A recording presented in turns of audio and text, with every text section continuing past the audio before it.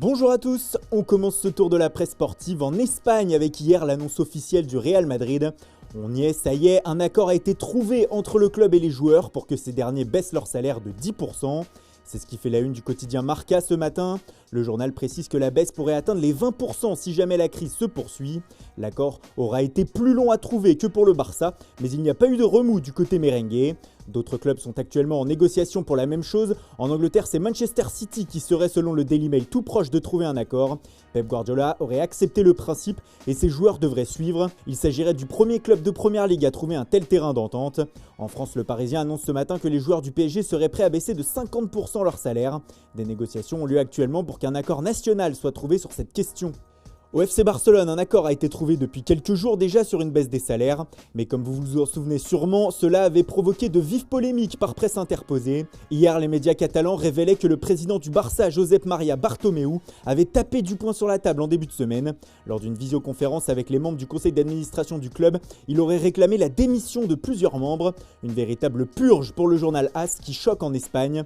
Pour Sport, on assiste même à un coup d'état de la part de Bartomeu, et cela a fait scandale toute la journée puisque dans la foulée des révélations, le second du président barcelonais, Emili Rousseau, qui était appelé à démissionner, a pris la parole dans la presse. Il a indiqué qu'il refusait de démissionner et a dénoncé la manière de faire de Bartomeu. Bref, une nouvelle crise interne s'ouvre au Barça. Hier, en Angleterre, c'était José Mourinho qui était dans la tourmente. Le coach portugais de Tottenham avait été surpris à ne pas respecter les mesures de distanciation sociale avec ses joueurs, qui couraient par deux les uns à côté des autres. Le Special One a dû admettre son erreur et aujourd'hui la presse anglaise comme le Daily Star lui fait dire « J'ai eu tort ». Mourinho de son côté a écrit dans un communiqué « J'accepte que mes actions n'étaient pas conformes au protocole gouvernemental ». Des regrets qui font aussi la une du Daily Express qui écrit que le Portugais a dû faire machine arrière sous la pression de l'opinion. On reste dans le Royaume mais en Écosse désormais où les prochaines 24 heures vont être décisives selon le Daily Record.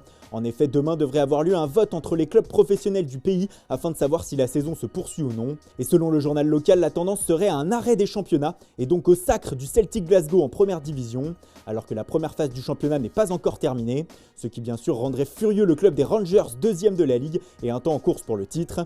En Belgique, c'est même pire que ça pour certains clubs, dont le Standard de Liège. En effet, comme le rapporte la dernière heure, 3 clubs dont la formation liégeoise n'ont pas obtenu leur licence professionnelle pour la saison 2020-2021. Moucron et Ostende sont aussi dans ce cas. Ces 3 clubs doivent donc repartir en championnat amateur la saison prochaine. Ils ont bien sûr décidé de faire appel. Enfin en France, alors que Canal+ et beIN Sport refusent de continuer à payer la suite des droits télé pour la Ligue 1 et la Ligue 2, le patron de Mediapro, Jaume Roures, s'est exprimé dans les colonnes du journal L'Équipe. Le patron du futur diffuseur des championnats se dit prêt à reprendre le flambeau de la diffusion si les compétitions reprennent et qu'aucun accord n'est trouvé entre les clubs et Canal+ et beIN Sport sur le versement de la totalité des droits. Allez, un peu de mercato aussi dans cette revue de presse avec encore et toujours le FC Barcelone à la une. Ce matin, Mundo Deportivo nous explique qu'il serait plus facile pour les Catalans de recruter Lautaro Martinez que Neymar lors du prochain mercato, car l'Argentin verrait son salaire doubler automatiquement avec la proposition du Barça, alors que le Brésilien du PSG, qui touche déjà un salaire XXL, voudrait lui aussi avoir plus, mais pas sûr que les finances du Barça puissent suivre. Autre info mercato en une de Sport, les Blaugrana sont sur le point de faire signer une pépite de 14 ans de la Real Sociedad, Dani Rodriguez, très prometteur milieu de terrain, il intégrera la Masia dans un premier temps. Et on termine par une bonne nouvelle pour Ronaldinho. Le Ballon d'Or 2005 était emprisonné depuis quelques semaines au Paraguay, accusé d'avoir voyagé avec de faux passeports.